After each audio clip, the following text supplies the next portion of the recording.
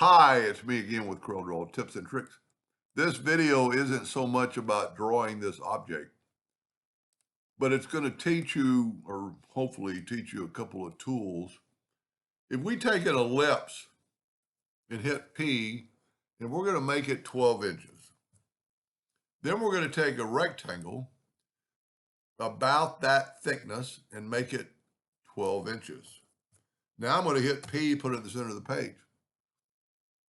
With my ratio lock, I'm going to type in 3 inches.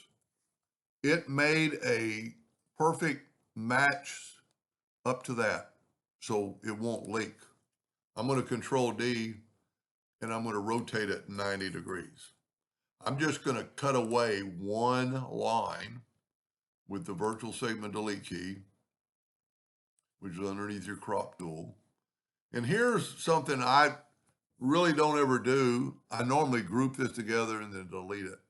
But if you'll take your Smart Fill tool and fill that in, and actually right click and cut it, and then delete all this and right click and paste it, it put it right back where it was and your lines are gone.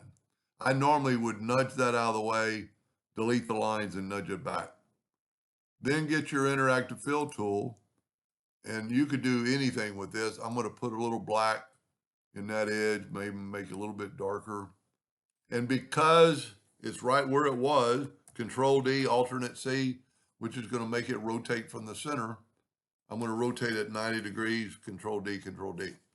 Now, if you will group this together, Control G, take an ellipse that's bigger than that square and go, you don't really know which one it is, but I always go front minus back.